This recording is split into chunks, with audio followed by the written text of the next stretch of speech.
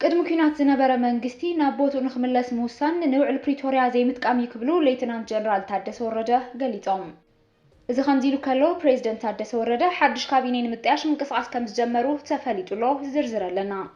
ብኻልእ ዜና ሕወሓት ዝወሰኖ መንግስቲ ይመለስ ዝብል ውሳነ ዓለም ለኸ ሚድያታት እናተቐባበሎ ይርከባ። ንውዕል ፕሪቶርያ ብዝተፈላለዩ ጸረ ህዝቢ ፍጻመታት ደጋጊሙ ዝጥሕስ ዘሎ መንግስቲ ፌደራል እዩ ክብል አድቮኬሲ ኤንድ ዲቨሎፕመንት ተጋሩ ገሊጹ ዝብሉን ካልኦትን ሒዝና ኣለና። ዝኸበረ ሰላምታና ኣብ ዘለኹም ይብጻሕኩም ክቡራት ተኸታተልቲ ዕለታዊ መደብና ዜናታት ዝዕለት በአርእስተ ዜና ፈሊምና ናብ ዝርዝሮም ክነስግረኩም ሰናይ ምክስታል።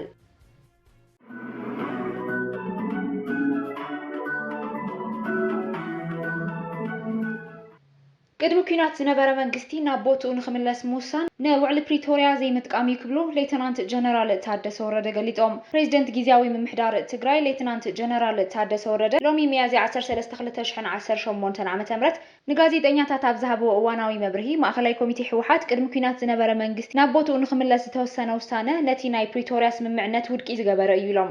እዚ ውሳነ ናይ ተፈራራማ ኣካል ውሳነ ምዃኑ ዝሓበሩ እቶም ፕሬዝደንት ነስዒቡ ክመጽእ ዝኽእል ኩናት ከም ዝኸውን ኣመላኺቶም እቲ መማረጺ ኩናት ምቕጻልን ዘሎ ሰላም ዘላቒ ክኸውን ምግባርን ኢሎም። ኣብ ከይዲ ስልጣን ምርካብን ዘይምርካብን ውጥጥ ክህሉ ከም ዘይግባእ ዝገለጹ ፕሬዝደንት ጀነራል ታደሰ ነዚ ጸገም ኣብ ምፍታሕ ምንግጋርን ተደጋጋሚ ዝርርባት ምግባርን ከም ዘድሊ ሓቢሮም። ካቢነ ጊዜያዊ ምምሕዳር ስርሑ ከም ዝቕጽል ዝገለጹ እንትኾን ኣብያተ ዕዮታት እውን ኣብ ስራሕ ከም ዘለዋ ብቐጻልነት እውን ከም ዝሰርሓን ሓቢሮም። ውዕል ፕሪቶርያ ንክፍረም ዝተደራደረ ሕወሓትን ኣመራርሓ ሰራዊት ካውንስልን ኣብ ዝሓለፈ ሰሙን ምስ ምምላስ ብህዝቢ ዝተመረጸ መንግስቲ ኣመልኪቱ ዘሕለፍዎ ውሳነ ከም ዘኽብሩ ፕሬዝደንት ጊዜያዊ ምምሕዳር ትግራይ ሌተናንት ጀነራል ታደሰ ወረደ ኣፍሊጦም። ፕሬዝደንት ታደሰ ወረደ ዕድላት ሰላም ምጥቃም ኣገዳሲ እኳ እንተኾነ ሓደ ግልጽ ክኸውን ዘለዎ ጉዳይ ግን ንትግራይ ብኩሉ ዓጺኻን ካልኦት ክልላት እናለምዓ ንትግራይ ብምግላል ዝገብሮ ዘሎ ኣካይዳ ጉዳይ ሉዓላውነትን ተመዛበልትን ንኩናት መንቀል ክኸውን ከም ዘይኽእል ድማ ኣረዲኦም። ፕሬዝደንት ታደሰ ወረደ ተጋሩ ሓደ ዝገብሩና መቓልስቲ ኣጀንዳታት ከም ምምላስ ተመዛበልቲ፣ ምምላስ ግዝኣታዊ ሓድነት ትግራይን ካልኦት ናይ ልምዓት ዳግመ ህንጸትን ዕማማት ኣለዉ። ኣብዞም ጉዳያት ድማ ብትኹረት ክስራሕ ይግባእ ኢሎም። ፕሬዝደንት ታደሰ ኣብ መግለጺኦም ሕቶ ትግራይ ንምምላስ ናይ ትግራይ ናይ ድርድር ዓቕሚ ወሳናይ ምዃኑ ብምግላጽ ኣብቶም ዝሓለፉ ዓመታት ብሰንኪ ኣብ ውሽጥና ዝተፈጠሩ ናይ ዓቕሚ ውሳነታት ክንቅበሎም ዘይግበአና ጉዳያት እናተቐበልና መጺና ኢና ኢሎም። ፕሬዝደንት ታደሰ ወረደ ውሽጣዊ ሓድነት ክዘርጉ ዝኽእሉ ምፍራጃት ክእረሙ ከም ዝግባእ ድማ ኣተሓሳሲቦም። ፕሬዝደንት ጊዜያዊ ምምሕዳር ትግራይ ፈጻሚ ስራሕ ፈጻሚ ሕግን ዘለዎ እንትኾን ሓንጻጻይ ሕጊ ግን ዘይብሉ ጊዜያዊ ምምሕዳር እዩ ዘሎ ዝበሉ ጀነራል ታደሰ ወረደ ኣብዚ ንዘሎ ክፍተት ንምድፋን እዩ እቲ ኣብ 2012 ዓ.ም ዝተመረጸ ሓንጻጽ ሕጊ ወይ ድማ ቤት ምኽሪ ናብ ስራሕ ዝምለስ ዘሎ። እዚ ውሳነ እዚ ጎንፂ ድዩ ከስዕብ ዋላ ሰላም እንሪኦ ይኸውን ኢሎም። ኩናት ንምልዓል መበገሲ ክኾኑ ዝኽእሉ ዘይምምላስ ሉዓላዊ ግዝኣት፣ ዘይምምላስ ተመዛበልቲ ብፌደራል መንግስቲ ዝንበሩ ዘለው እገዳታት እንትኾኑ ኩናት ኣብ ምትራፍ ወሳነ እጃም ውሳነ ፌደራል መንግስቲ እዩ ኢሎም። ፕሬዝደንት ጊዜያዊ ምምሕዳር ትግራይ ጀነራል ታደሰ ወረደ በቲ ካልእ ወገን ኩናት ንክህሉን ንክተርፍን ዝውስን ድማ ዓቕሚ ምድርዳርና እዩ። ስለዚ ዓቕምና ምድርዳርና ንምሕያል ሓድነትና ኣስጢምና ክንጓዓዝ ይግበአና እውን ኢሎም። ሕቶና ግድን ክምለስ ኣለዎ ዝበሉ ጀነራል ታደሰ ሕቶና ንክምለስ ድማ ክንሰጣጠም ይግበአና ኢሎም። ጉዳይ ምምላስ ሉዓላዊ ግዝኣትን ምምላስ ተመዛበልትን ንኩሉ ትግራዋይ ዘተኣኻኽቡ ኣጀንዳታት ምዃኖም ፈሊጡ ፌደራል መንግስቲ ግቡእ ምላሽ ክህብ ይግባእ ኢሎም ፕሬዝደንት ታደሰ ዝተፈጠረ ክፍተት ስለዘየለ ኣባላት ካቢነ ኩሎም ሰራሕተኛታት መንግስቲ ግቡእ ስርሖም ክሰርሑ ይግብኦም ኢሎም። እዚ ከምዚ ኢሉ ከሎ ፕሬዝደንት ታደሰ ወረደ ሓድሽ ካቢነ ንምጥያሽ ምንቅስቃስ ከም ዝጀመሩ ተፈሊጡ። በዚ እውን ኣመራርሓ ሕወሓት ዝኾኑ ኣባላት ካቢነን ሓለፍቲ ቢሮን ንምልዓል ደብዳቤ ከም ዘዳለው ዝተገለጸ ኮይኑ እንተኾነ ክሳብ ሕዚ ናብ ኢድቶም ሓለፍቲ ከም ዘይበጽሐ ተረጋጊጹሎ። ፖለቲካዊ ኩነታት ትግራይ ሕዚ እውን ኣብ ክንዲ ዝሐሽ እናተጋደደ ይኸይድ ከም ዘሎ እናተገለጸ እዩ። ሕወሓት ነቲ ካብ ኣዲስ ኣበባ ዝተሰየመ መስለኒ ምምሕዳር ፍሪሱ ቅድሚ 6 ዓመታት ዝነበረ ቤት ምኽሪ ንክምለስ ምውሳኑ ስዒቡ ኣብ ትግራይ እንታይ ክፍጠር ይኽእል ዝብል ስጋት ሓይሉ ቀፂሉ ሎ ኣብቲ ውሳነ መንግስቲ ፌደራል ይኹን ጊዜያዊ ምምሕዳር ትግራይ ዛጊድ ዝበልዎ መልሲ እኳ እንተዘይሃለወ ስዒቡ ክመጽእ ዝኽእል ነገር ግና ብዙሓት ስጋቶም እናገለጹ ይርከቡ። ኣብቲ ጉዳይ መግለጺ ንምሃብ ተደጋጋሚ ቆፀሮ ሒዞም ዘሰረዙ ጀነራል ታደሰ ወረደ ሕዘፍቲ ጉዳይ መልሰይ መልስኻ ምባል ዝገደፍዎ ይመስሉ። እኳ ደኣስ ኣለኒ ዝበልዎ ስልጣን ተጠቒሞም ስጉምትታት ኣብ ምውሳድ ከም ዝተጸመዱ እዩ ሓበሬታታት ዝወፁ ዘለው። ካብ ስልጣኖም ከም ዘይለቁ ብዕሊ ዘፍለጡ ጀነራል ታደሰ ወረደ ሕዚ ብቐንዱ ትካላት ጸጥታ ዝበሃሉ ከምኒ ፖሊስን ኣብያተ ፍርድን ንምቁፅጻር ኣብ ልዕሊ ኣባላት ካቢኔን ካልኦት ሓለፍትን ስጉምትታት ንምውሳድ ኣብ ምንቅስቓስ ከም ዝርከቡ እናተገለጸ ይርከብ። ብመሰረት እዚ ምምዕርራይ ካቢኔ ክገብሩ ከም ዝኽእሉ እዚ ንምግባር ድማ ቀንዲ ኣመራርሓ ሕወሓት ዝበልዎም ካብ ሓላፍነት ንምልዓል ምውሳኖም ይግለጽ ኣሎ።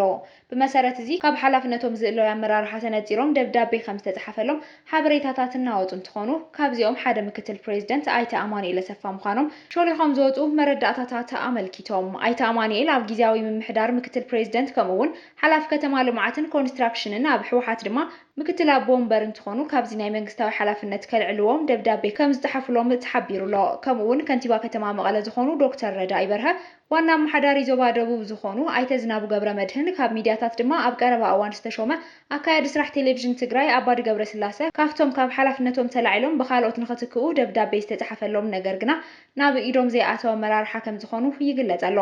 እቲ ካውንስል ኣብ ምርድዳእ ዝተደረኸ ሽግግር ስልጣን ንክህሉ ከም ዝሰርሕ እንተገለጸ እውን በቲ ጀነራል ታደሰ ወረደ ሒዞምዎ ዘለው ቅዋም ግና እዚ ዝዕወተ ይመስልን። በዚ ድማ ናብ ካልእ ህውከትን ዕግርግርን ከየምርሕ ተሰጊኡሎ። 4 ፖለቲካዊ ውድባት ትግራይ ንውሳነ ሕወሓት ብምቅዋም ኩሎም ሓይልታት ዝሓቆፈ ሽግግር መንግስቲ ንኽጣየሽ ፀዊዖም ኣለዋ። ብኻልእ ዜና ሕወሓት ዝወሰኖ መንግስቲ ይመለስ ዝብል ውሳነ ዓለም ለኸ ሚድያታት እናተቐባበሎ ይርከባ። ማዕኸን ዜና ፈረንሳይ AFP ሽሞም ከይጥቀስ ዝደልዩ በዓል ስልጣን ሕወሓት ኣዘራሪበ ኢሉ ከም ዝፀብፀበው ሕወሓት ምስ ህዝብታት ኤርትራ ኣምሓራን ዓፋርን ሱዳንን ናይ ምዝራብ ድሌት ከም ዘለዎ ሓቢሮም እቲ ውሳነ ኣብ ልዕሊ ስምምዕ ሰላም ዓብይ ስጋኣት ከም ዘንጸላለዎ እውን ኣመልኪቱሎ። እቲ ቅድሚ 3 ዓመታት ዝነበረ ደማዊ ኩናት ዳግማይ ከይምለሶ ስጋኣት ከም ዘለዎ እቲ ጸብጻብ ሓቢሩሎ። ሕወሓት ቅድሚ 6 ዓመታት ዝነበረ መንግስቲ ንኽምለስ ክውስን ዘይከኣለሉ ምኽንያት መንግስቲ ፌደራል ብተደጋጋሚ ንውዕሊ ፕሪቶርያ ብምጥሓሱ ከም ዝኾነ ንAFP ብምጥራሕ ዝጸብጸበ ኣልጀዚራ እዚ ድማ ዳግማይ ኩናት ንኸየዋልድ ስጋኣት ኣልዒሉሎ። ሓደ ሽሞም ክጥቀሱ ዘይደልዩ ኣመራርሓ ሕወሓት ኢሉ ከም ፍልፍል ብምጥቃስ ዝጸብጸበ ማዕኸን ዜና ፈረንሳይ እቲ ውሳነ ጥሕሰት ውዕሊ ፕሪቶርያ ካብ መንግስቲ ፌደራል ስዒቡ ዝመጸ ከም ዝኾነን ናይ ዝምርኣያ ድማ ኣብ ወርሒ ጥሪ ዝፈጸሞም መጥቃዕቲ ድሮን ከም ኣብነት ተጸሪሑሎ። ሕወሓት ምስ ጎረባብቲ ህዝብታት ማለት እውን ህዝብታት ኣምሓራ ዓፋር ኤርትራን ንምልዛብ ሰላም ንምፍጣርን ዝለዓለ ድሌት ከም ዘለዎምን እዚ ንምግባር ምንቅስቓስ ከም ዘድሊ ምውሳኑ እውን እቶም ሽሞም ክጥቀሱ ዘይደለዩ በዓል ስልጣን ገሊፆም። መንግስቲ ፌደራል ሕወሓት ዘይሕጋዊ ርክባት ይገብረሎ ብምባል ከም ዝኸስስ ዘዘኻኸረ እቲ ጸብጻብ እቲ ሕዚ ወሲንዎ ዘሎ ውሳነ ድማ ትግራይን ኢትዮጵያን ናብ ካልእ ጎነፅ ንኸየእትዋ ተሰጊኡሎ ይብል። ኣብ ልዕሊ ጀነራል ጻድቃን ገብረትንሳኤ መጠንቀቕታ ካብ ትግራይ ወፂሎ። ምንቅስቓስ መናእሰያት ትግራይ ዝተባሃለ ኣንጻር ስርዓት ሕወሓት ንምቅላስ ሓድሽ ምንቅስቓስ ከም ዝጀመረ ኣፍሊጡሎ። ምንቅስቓስ መናእሰይ ትግራይ ድሌትን ባህግን መናእሰያት ትግራይ ብዝተወደበ መንገዲ ንምዕዋት ኣብ ቀረባ እዋን ከም ዝጣየሽ ዘመልክት መርገፂ ዘርጊሑሎ። እቲ ምንቅስቓስ ህዝቢ ትግራይ ካብ ዝኣተወ ከቢድ ሓደጋ ህልውና ንምድሓን ግደ መናእሰያት ዕዙዝ ምዃኑ ብልቢ ዝኣምኑ ዝበለ ኮይኑ ሕጋውን ሰላማውን ቃልሲ ንምክያድ ትግራይ ኣብ ሰንሰለታዊ ውድቀት ክትነብር ካብ ዘገድዳ ስርዓታዊ ሕመቕ ሓራ ንኽትወፅእ መሪሕ ኮይኑ ኣብ ዘድሊ ኩሉ ዓይነት ኣስተዋፅኦ ንኸበርክትን ዝተጣየሸ ውዳበ መናእሰያት ከም ዝኾነ ገሊጹሎ። እቲ ኣብ ትግራይ ንበይኑ ብሒቱ ዘሎ ስርዓት እቲ መንእሰይ ንኩናት እምበር ንለውጥን ምዕባለን ወሳንነት የብሉን ኢሉ ስለ ዝኣምን እዩ ትግራይ ካብ ተመሳሳሊ ዓንኬል ውድቀትን ምብታንን ምውፃእ ኣብ ጻዕሪ ሞት ክትነብር ትግደደላ ዝብል እምነት ሒዙ ዝቃለስ ከም ዝኾነ ገሊጹሎ።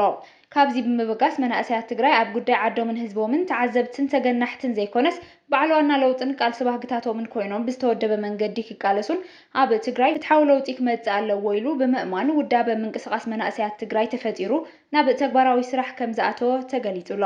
እዚ ከምዚ ኢልናሃለወ ምንቅስቓስ ደለይቲ ለውጢ ተባሂሉ ብዘይ ስሩዕ ዝፍለጥ ምንቅስቓስ ኣንጻር ረብሓ ህዝቢ ትግራይ ብሓፈሻ ኣንጻር ረብሓ መናእሰያት ትግራይ ድማ ብፍላይ ይንቀሳቐሱ ስለ ዘለው ካብ ተግባራቱ ተቆጢቡ ህዝቢ ትግራይ መናእሰያት ትግራይ ልሂቃት ትግራይ ዝበጽሖም ይበጽሕዎን ዘለው ኩለመዳያዊ ማህሰይቲ ኣስተዋጽኦ ክገብር ይግባእ ብምባል ምንቅስቓስ መናእሰያት ትግራይ ዝስዕቡ ውሳነታት ኣሕሊፈ ኣለኹ ኢሉሎ።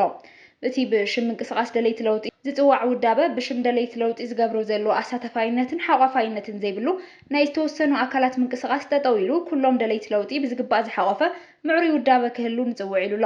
እዚ ከምዚ ኢሉ ከሎ ይብል እቲ ሓድሽ ምንቅስቓስ እቲ ውዳበ ብሽም ህዝቢ ትግራይ ብሕልፊ ብሽም ደለይቲ ለውጢ ተጋሩ ግልጸኝነትን ተሓታትነትን ብዘይብሉ ኣገባብ ሃፍቲ ንምኽዕባት ዛጊድ ዝፈጸሞም ጌጋታት ከይኣክል ሕዚ ድማ ዳስ ተኺሉ ሰብ ሃፍቲ ትግራይ ኣደናጊሩ ን13 ሚያዝያ 2018 ዓ.ም ምትእኽኻብ እቶት ንምስላጥ መደብ ሒዙ ስለ ዘሎ ሰብ ሃፍቲ ትግራይ ገንዘብኩም ንመን የዝህቦ ዘለኹ ኢልኩም ጠጠው ኢልኩም ብእውነ ክትሓስብሉ ምንቅስቓስ መናእሰያት ትግራይ የዘኻኽር እንተዘይኮይኑ ግና ናትኩም ሃፍቲ ጸገም ህዝቢ ትግራይ ኣብ ምቅላል ዘይኮነስ ሓሳረ መከራ ህዝብና ኣብ ምግዳድ ይውዕል ምህላው ክትግንዘቡ ይግባእ ክብል እቲ ሓድሽ ዕላዊ ዝኾነ ምንቅስቓስ መናእሰያት ትግራይ ዝዘርግሖ መግለጺ እቲ ብጀነራል ጻድቃን ገብረትንሳኤ ዝምራሕ ምንቅስቓስ ደለይቲ ለውጢ ትግራይ ዝብል ዝተፈላለያ ውድባት ፖለቲካ ዘለዎ ምንቅስቓስ ብትሪ ኣጠንቂቑ ዘሎ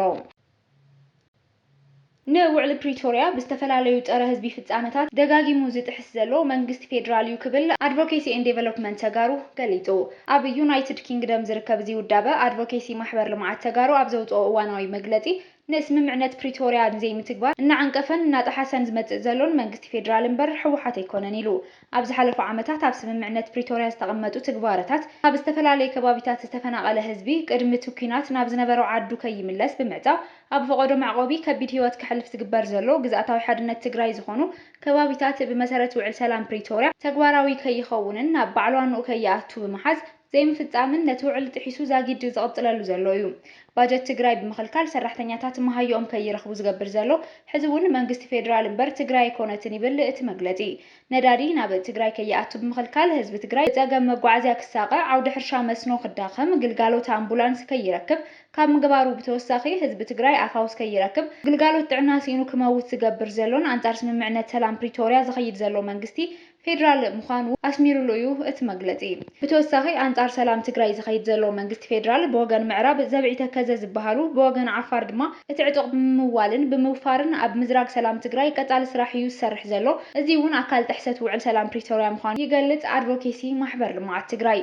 ትግራይ ኣብ መንግስቲ ፌደራል ውክልና ከይህልዋ ብምግባር ትግራይ ዘይተሳተፈትሉ ፖለቲካዊ ውሳነታት ክሓልፍ ምግባር አንጻር ውዕል ሰላም ፕሪቶሪያ እዩ ዝበለ እቲ መግለጺ ብግልባጡ ኣብ ልዕሊ ህዝቢ ትግራይ ዝግበር ዘሎ ጸለመ ብስርዓት ብመንግስታውን ውልቃውን ሚድያታት እናተመርሐ ኣብ ልዕሊ መንነቱ ዓርሱ ንምድሓን ዝገብሮም ጻዕርታት ክኾነንዎን ከጽላልእዎን ይረኣዩ ኣለው ኢሉ። ብመሰረት እዚ እቲ ብሕወሓት ወፂኡ ዘሎ ውሳነ ምክንያታውን ግቡእ ዓርሰ ምክልኻልን እዩ ዝበለ እቲ መግለጺ እቲ ንልዕሊ 2 ዓመት መመላእታ መንግስቲ ፌደራል ሽም ጥራሕ ዝሓዞ ውዕል ሰላም ፕሪቶሪያ ተካይዱ ዝነበረን ዘሎን ግልጽ ጥሕሰት ሓላፍነት ክወስድ ዝግብኦ ባዕሉ መንግስቲ አዲስ አበባ እዩ ክብል ገሊጹ ኣሎ። ዝኸበርኩም ብተኸታተልቲ ዜናታትና ነዚ ሰዓት ዝበልናዮም ሓደሽቲ ምዕባለታትን እዋናዊ ዜናታትን ኣብዚ ዛዚምና ኣለና። ንምክትታልኩም ነመስግን። ሰላም